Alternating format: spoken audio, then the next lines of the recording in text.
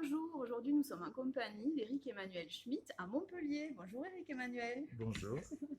Alors à Montpellier, pourquoi? Parce que ce soir, il y a une représentation. Oui, Monsieur Ibrahim et les fleurs du Coran. Mais ceux qui ne pourront pas être là ce soir pourront venir à Perpignan le 30 avril. J'espère. Ah oui, vous êtes obligés. Donc, Monsieur Ibrahim est un livre qui a quelques années maintenant, 20 ans. 20 ans, que le temps passe, Là, il passe bien. c'est ça, Enfin, sur Monsieur Ibrahim, en tout cas. sur nous aussi. Sur nous, c'est autre chose.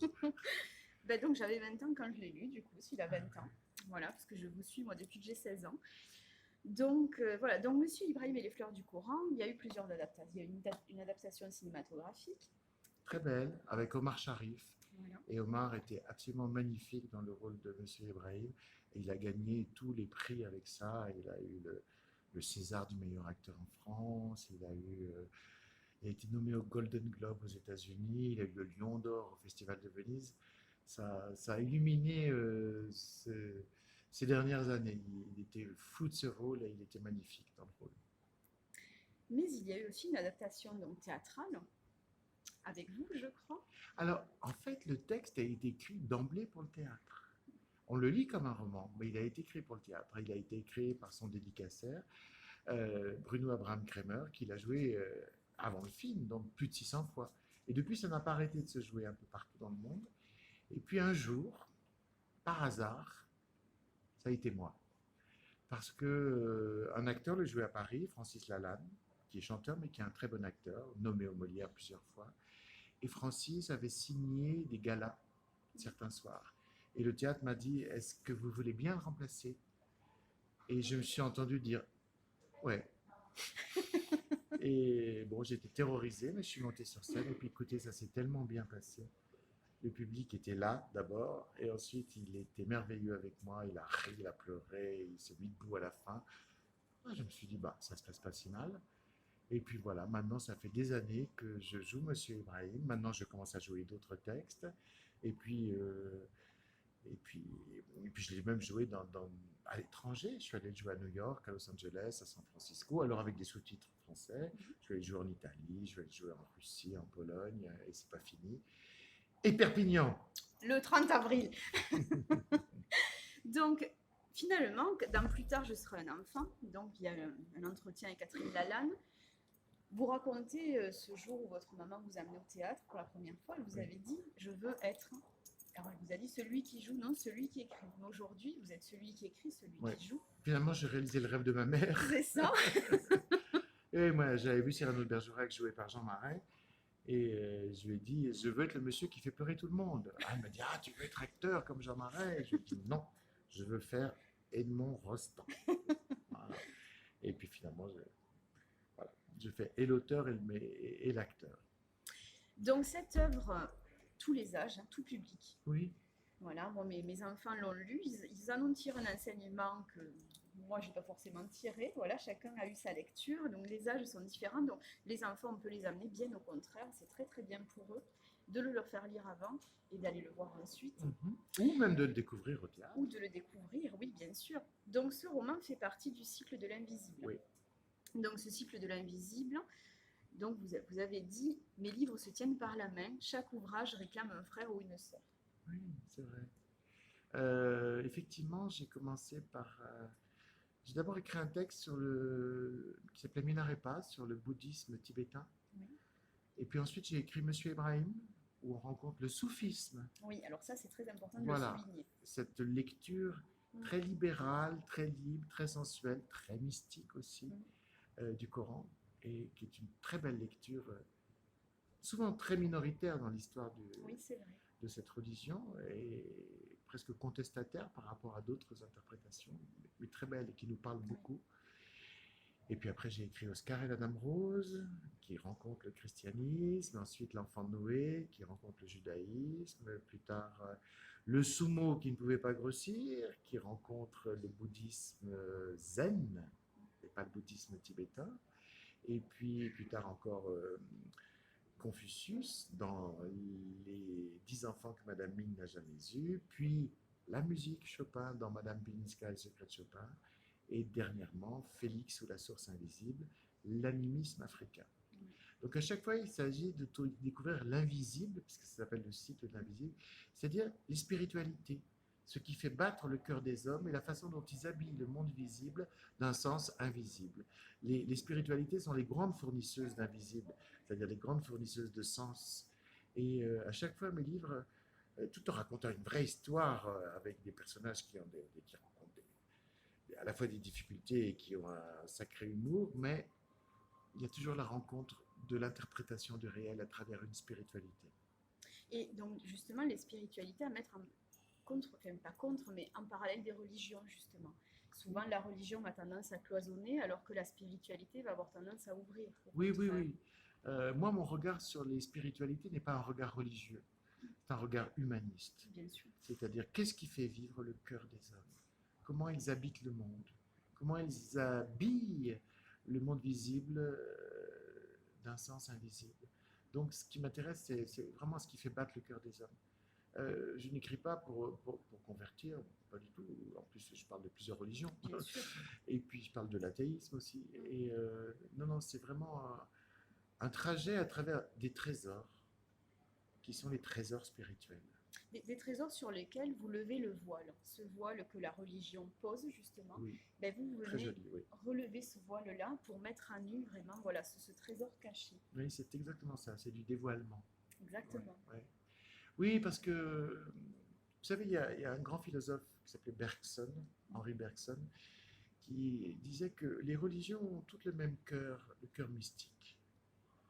Et puis, les religions, après, elles sont des manières de dire ce cœur mystique. Et plus elles trouvent des manières de dire, des mises en dogme, des mises en rite, plus elles s'éloignent du cœur chaud, et du cœur fondateur. Et ça peut être glaciaire à l'arrivée. Ça a l'air d'avoir plus aucun rapport avec ce cœur de feu qui est au centre. Alors c'est aussi la volonté de retrouver l'essentiel. C'est ça, oui, évidemment. Donc, on va parler un petit peu de ce livre que beaucoup d'entre vous connaissent évidemment.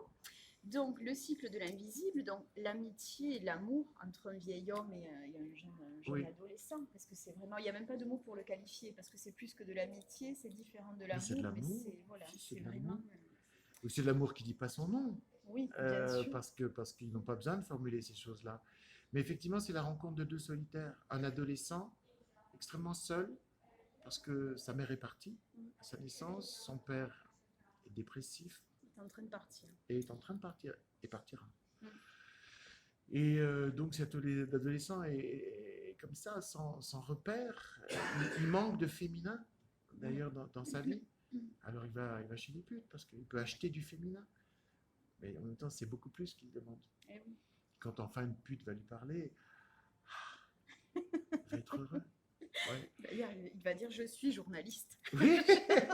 pour que les entretiens perdurent. Alors donc c'est cet adolescent-là et Monsieur Ibrahim qui tient l'épicerie de la rue Bleue. Et c'est pareil, personne ne fait, il est solitaire. On découvrira pourquoi beaucoup plus tard dans le livre et on ne va pas le dire aujourd'hui. Ah non. Mais et personne ne fait attention à lui, on lui demande juste d'ouvrir de 8h du matin jusqu'à minuit et de rendre la monnaie. C'est ça. Juste. Et en fait, ces deux êtres-là, parce qu'ils vont se regarder, ils vont changer la vie l'un de l'autre. Exactement. Parce que je crois que le regard Ouais, peut bouleverser une bien vie sûr. et l'embellir. Et effectivement, le vieil homme ne veut pas regarder Momo, l'adolescent, juste comme un adolescent. Il va voir beaucoup plus. Il va voir l'intérieur. Tout ce qu'est Momo. Et de même, Momo, l'adolescent, il ne va pas regarder le vieux monsieur comme un vieux monsieur. Il va voir cet humour, cette tendresse, cette bienveillance, tout ce qu'il n'a pas. Et voilà, c'est le principe de la rencontre. La rencontre, ça change tout. La rencontre, c'est ce qui crée un avant et un après. Et pour Momo, comme pour Monsieur Ibrahim, il y aura un avant et un après. Et l'après, il va être beau. Très très beau, dans le beau et le sublime même. Donc c'est vrai que ce monsieur Ibrahim, on le voit, donc Momo a besoin de repères, et monsieur Ibrahim, c'est un peu le pilier, toujours sur son tabouret. Oui. Et d'ailleurs, la première fois qu'il le voit se lever, il est tout étonné, mais il s'est levé de son Oui. tabouret. Oui. Et un jour, il lui propose d'aller se promener dans Paris, il dit, mais il faut marcher.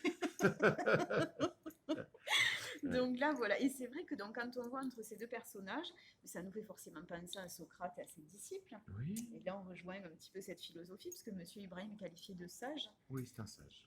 Voilà. Donc, C'est un sage qui est reconnaissable comme un sage, quelle que soit sa spiritualité d'origine. oui. Tout le monde reconnaît le sage en Monsieur Ibrahim. Ouais. Donc, on a dit l'enfance, la vieillesse aussi. Oui. Et là, je vais faire un clin d'œil à Papère. Mon grand-père. Eh oui, Ouais. qui a quand même, donc d'ailleurs, vous dites, l'homme vit dans deux endroits, son lit et ses chaussures, et ça, je crois que c'est une de ses De ses citations. Voilà. Un homme, ça passe sa vie seulement dans deux endroits, soit son lit, soit ses chaussures. Donc il faut soigner sa literie et ses chaussures. Oui, je me suis beaucoup inspiré de mon grand-père pour écrire le personnage de Monsieur Ibrahim, et c'est pour ça aussi que j'aime tellement l'interpréter, parce que quand j'arrive sur scène, je sais que je vais faire revivre mon grand-père que j'ai perdu quand j'avais 10 ans, mais qui est toujours là. Et c'était un homme comme Monsieur Ibrahim dont à la fois les paroles et les silences étaient signifiants. Il se taisait, ça voulait dire quelque chose. Il parlait, ça disait quelque chose. Et il avait l'œil qui frise, la bienveillance, l'humour, le sourire. C'était un homme immobile, comme Monsieur Ibrahim. Lui, il était joaillier sertisseur, il réparait les bijoux. Alors lui était à son atelier, Monsieur Ibrahim, il était dans son magasin. Et, euh, et mon grand-père était comme Monsieur Ibrahim. Mon grand-père ne savait pas qu'il était un homme intelligent. Il ne savait pas qu'il était un philosophe spontané, qu'il était un sage. Il avait la modestie totale de quelqu'un qui est une fontaine de lumière, qui peut vous aider à vivre, à appréhender la vie, mais il ne savait pas qu'il était tout ça. Il était profondément modeste. Et Monsieur Ibrahim est comme ça. C'est leur force. Oui, c'est leur rayonnement, c'est leur force. Vous savez, moi, pour dire des choses intelligentes, j'ai dû faire des études. Mon grand-père, il n'a pas fait d'études. Et il était extraordinaire. Donc c'est vrai qu'on parlait des silences, et c'est vrai que les silences sont très importants. Aujourd'hui, on est dans une société où on a tendance à combler ces silences, et pourtant les fameux silences en disent long. Bien sûr, bien sûr. Et puis même pour entendre de la musique elle sort du silence et elle y retourne, et elle en est cousue. Donc, si on ne sait pas apprécier la musique, si on ne sait pas apprécier le silence, on ne sait pas apprécier la parole, si on ne sait pas apprécier le silence, on ne sait pas accepter l'échange verbal, si on ne sait pas accepter de l'échange silencieux, Bien sûr. c'est pareil. D'ailleurs, un ami, c'est quelqu'un avec qui on peut se taire. Oui. Et ça ne gêne absolument pas. Voilà. Il n'y a pas de pesanteur. Donc ces deux personnages vont évoluer, donc ils vont faire un véritable voyage initiatique, Oui. on peut dire. Et donc pour Monsieur Ibrahim, il va être physique, ce voyage initiatique. Pour Momo, il va être aussi psychologique. Ah oui. Et les deux vont avoir vraiment une transformation. Vous savez, tous mes livres sont un peu des trajets initiatiques. Tous mes livres sont des chemins de vie. Je prends mes héros, sont souvent dans un vrai problème de vie. Oscar, le petit garçon, il est malade à l'hôpital. Ici, Momo, lui, il vit avec un père plus que dépressif, sans mère. Sa vie est triste. Félix aussi. Voilà. Et comment traverser la vie, aimer la vie, quand elle se présente comme ça? Et bien finalement, oui. Monsieur Ibrahim va lui apprendre à sourire. Alors là, c'est extraordinaire. Là, les scènes du sourire sont vraiment... Ben oui, parce que Momo, il dit, mais non, mais attendez, sourire, c'est un truc de gens heureux. Et Monsieur Ibrahim lui dit, non, c'est sourire qui rend heureux. Essaye, tu verras. Et alors au début, effectivement, Momo se met à sourire, et puis il a l'impression d'avoir trouvé l'arme absolue, l'arme qui désarme les autres, et qui ne fait plus passer pour un cafard, parce que depuis qu'il est jeune, il passe pour un cafard, parce qu'il tire la gueule. Et puis après, il va découvrir que ce n'est pas une arme, c'est une philosophie. Et puis il obtient tout avec ses sourires. Oui, parce que sourire, c'est accueillir l'autre, sourire, c'est ouvrir les bras, sourire, c'est regarder le monde, sourire, c'est être attentif. Alors le monde est passionnant dès qu'on est attentif. Donc oui, sourire, c'est vraiment important. Donc il y a donc ces deux personnages, voilà, vont évoluer. Il y a, voilà, bon, on ne peut pas en dire trop parce qu'il faut ensuite aller voir la pièce, hein, tout de même. Et alors moi j'ai une question à vous poser. Donc quand on écrit, on est guidé quelque part. La mère au bout d'un moment se met à écrire et quand on incarne. Pareil. C'est pareil.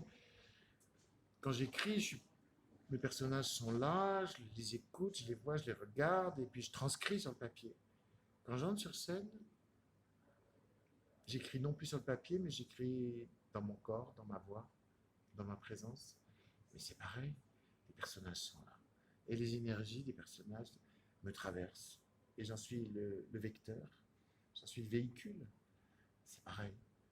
C'est juste un état de concentration différent. Faire arriver ça sur la page quand on écrit et faire arriver ça devant le public à un instant T, avec des contraintes techniques, avec le fait qu'il faut projeter sa voix, etc. etc. L'importance de la lumière aussi. Très important. Le spectacle est très intelligemment et sensiblement éclairé. C'est une mise en scène d'Anne Bourgeois, qui est une très bonne metteuse en scène. Et sa mise en scène est formidable parce elle est comme mon texte. Non pas que mon texte soit formidable, mais je veux dire... Mais il est. Oui, non, mais c'est-à-dire qu'elle écrit sur la scène de la même façon que moi j'écris sur la page. C'est-à-dire, elle suggère. Voilà. Elle ne décrit pas, elle suggère. Donc elle laisse le spectateur libre de tout imaginer. Donc le spectateur voit tout. Exactement. Et hier, j'étais à Cannes et il y avait des jeunes qui me disaient ah, on a tout vu alors qu'on n'a rien vu. Ben, je dis oui. On a stimulé votre imagination. C'est la magie. Donc c'est vrai, parce que vous, c'est quand même une grande performance de passer de l'un à l'autre. Oui, il paraît, Travail, mais moi, ça me vient assez naturellement. Oui. C'est ça. Donc, il y a de l'actu du terrain, il doit y en avoir. Ah bah oui, je suis en train Je vais publier au mois de septembre le début d'une grande saga. Bon, on peut commencer à précommander. Dans quelques mois, on peut commencer la précommande. Voilà. Donc, je suis en train de finir les 650 premières pages. Je publierai le deuxième tome au printemps. D'accord. Oui, non, là, c'est un projet que j'ai porté toute ma vie. Donc, je suis même ému. Alors, est-ce qu'on a peur de laisser ces projets que l'on porte pendant plusieurs années, est-ce qu'on a peur de les dévoiler? Est-ce qu'on se dit qu'après... Non, on a peur de se décevoir surtout. On a Oui, peur de ne pas ça. être à la hauteur du projet qui nous a habités. Moi, c'est toujours ça quand j'écris un livre. Je me dis, est-ce que je vais être à la hauteur de cette histoire que j'aperçois, de ces personnages que je trouve formidables? Est-ce que je vais être leur bon serviteur? En fait, moi, j'ai pas l'impression de créer, j'ai l'impression d'obéir. J'obéis à ce qui me traverse. Et donc, oui, et donc j'ai peur de ne pas être assez bon dans cette transmission. Ouais, c'est ma grande peur. J'ai pas peur de mes personnages, j'ai peur de mes insuffisances. Alors, est-ce que vous avez peur justement de ne pas être à la hauteur? Est-ce que vous avez peur qu'on ne vous le dise pas? Non. J'ai suffisamment de force pour avancer. Je me suis octroyé la légitimité. Mérité, hein? Non, mais il a fallu. Mais vous savez, vous écrivez aussi, donc vous savez ce que c'est. Personne ne vous demande d'être écrivain. C'est vous qui un jour, parce que vous faites quelque chose, les gens vont vous considérer comme un écrivain. Donc si vous ne vous êtes pas, vous, accordé une légitimité avant, c'est pareil si vous faites de la musique, c'est pareil, même dans n'importe quel métier, c'est vous qui d'abord vous accordez cette légitimité. Alors après, il faut beaucoup travailler, il faut apprendre, il faut se remettre en question, il faut douter, etc. Et ça fait partie du travail. Bien sûr. Et d'ailleurs, on est légitime que parce que l'on doute. Ah oui, sinon. Voilà. Mais moi, personne ne m'a demandé d'être écrivain. Et puis maintenant, tout le monde me considère comme un écrivain. Mais la légitimité, avant que les autres me la donnent, et je ne manque pas de reconnaissance, je suis très heureux, je traduis dans le monde entier, je suis joué par des grands acteurs, je suis beaucoup lu, mais il a fallu qu'un jour, moi, dans ma solitude, j'ai suffisamment confiance en moi. C'est le plus dur, souvent. Exactement. Le plus dur et le plus long, parce que c'est vrai que... Exactement. Parce qu'on est très seul à ce moment-là. Eh oui. Je vais lire un passage, parce que alors moi, la danse, où je vais vous demander de nous le dire. Oh, allez-y. Donc la danse de l'alchimie. L'or n'a pas besoin de pierres philosophales, mais le cuivre, oui. Améliore-toi. Ce qui est vivant, fais-le mourir, c'est ton corps. Ce qui est mort, vivifie-le, c'est ton cœur. Ce qui est présent, cache-le, c'est le monde d'ici-bas. Ce qui est absent, fais-le venir, c'est le monde de la vie future. Ce qui existe, anéantis-le, c'est la passion. Ce qui n'existe pas, produis-le, c'est l'intention. Ça, c'est faut dire, c'est un poème de Rumi. Oui. Rumi, qui est un grand poète persan et qui était soufi.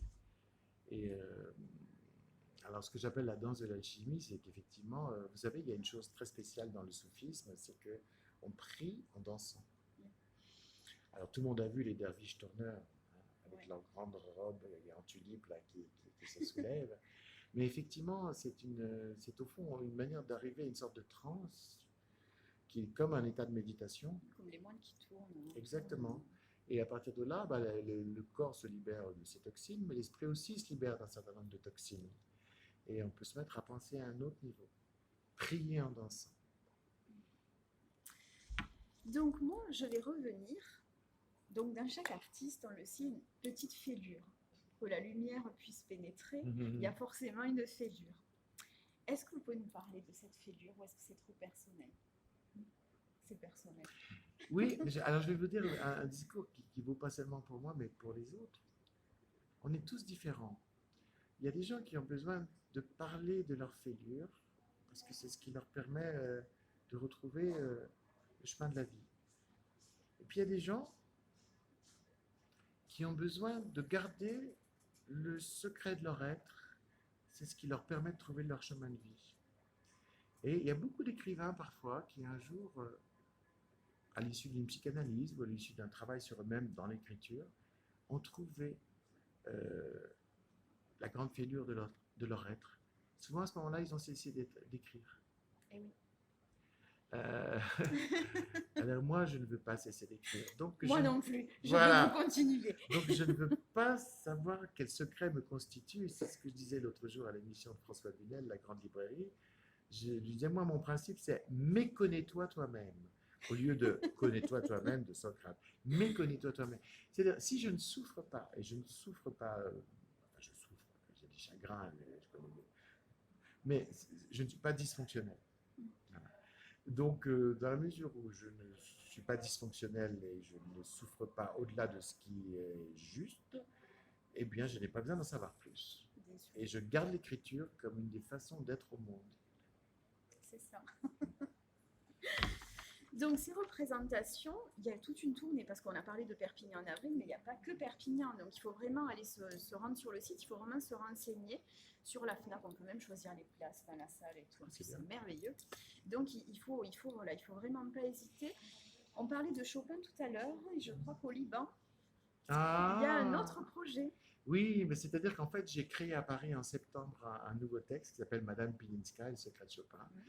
Je l'ai joué un mois à Paris. Ça a été un tel succès que tout le monde m'a engueulé d'arrêter parce qu'on m'a dit tu aurais pu jouer toute l'année. Ben oui, mais j'ai autre chose à faire. Voilà, j'ai autre chose à faire, j'ai à écrire le livre que je vais publier en septembre, et puis j'ai ma tournée de Monsieur Ibrahim. Et déjà un peu de Madame Pilinska.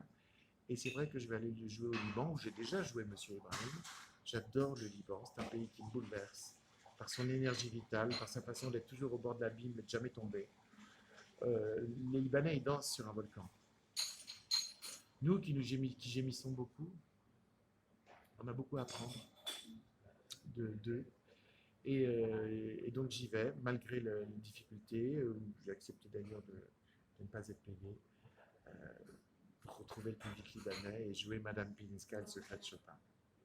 Ouais, ça va être la fête. Oh bah oui. Et ça va être mon anniversaire.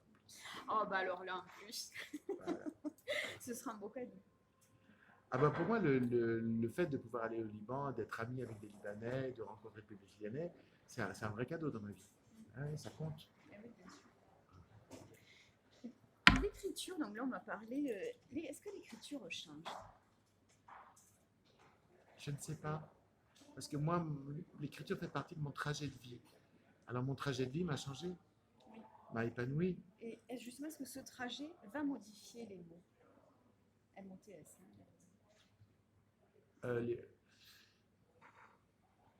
C'est compliqué comme question.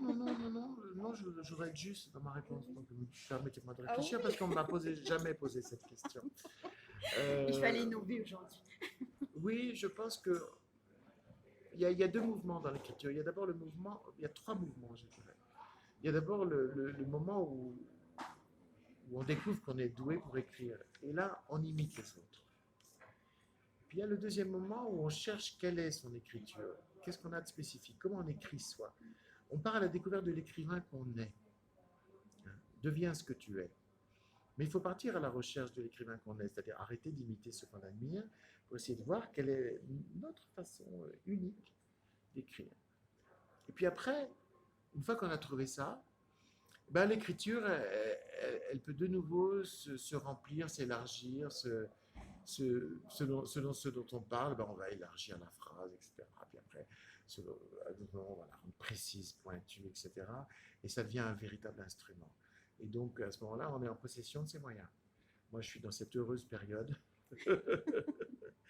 Et donc, l'écriture m'a appris sur l'écriture. Oui, pour répondre à votre question.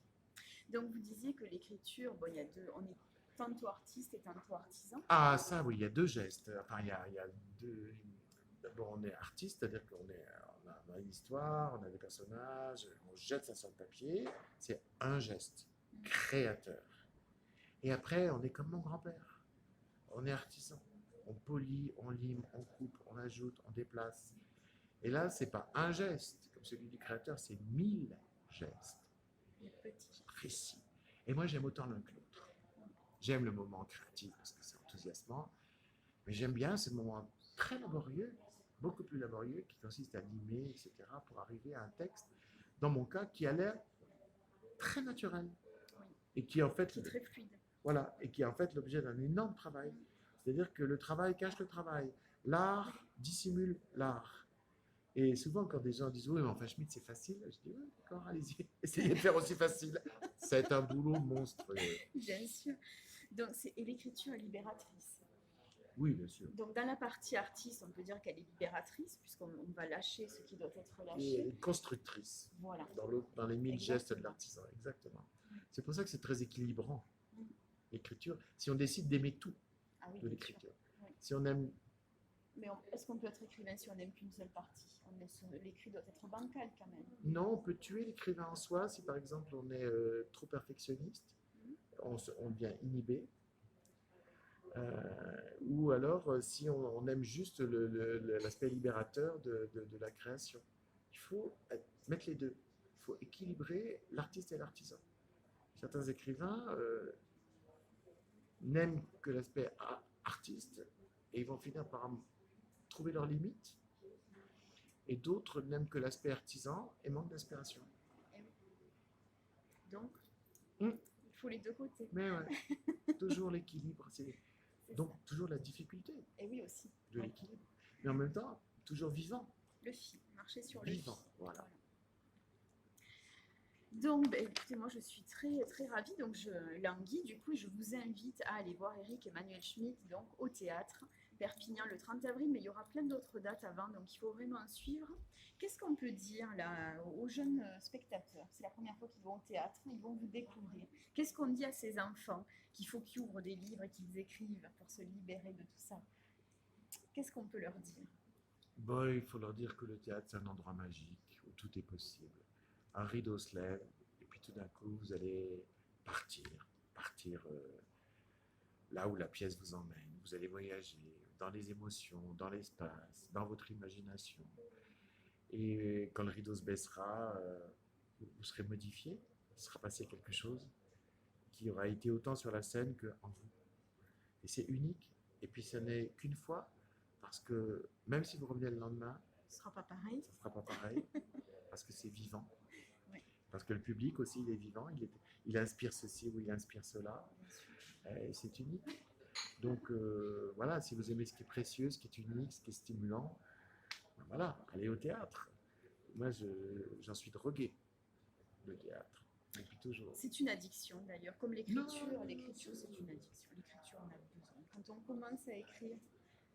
Oui, mais tout ce qui est bon devient addictif. Non, addictif, j'aime pas le mot parce que c'est maladif. Oui, bien sûr, c'est maladif. Tandis que je trouve que ce qui est bon dans nos vies, c'est équilibrant, c'est pas maladif. Oui. Mais merci beaucoup, Eric Emmanuel. Est-ce que vous voulez rajouter quelque chose? Mais rien du tout, docteur. Donc nous nous reverrons à Perpignan et cette fois-ci nous vous enregistrerons une autre émission sur Journal d'un amour perdu. Très bien. Il y aura plein d'autres choses à dire. Merci beaucoup chers auditeurs et n'hésitez pas à aller consulter les programmes, à aller consulter Monsieur Ibrahim et les fleurs du Coran, incarnés par Eric Emmanuel Schmitt. Merci beaucoup Eric Emmanuel. Merci à vous.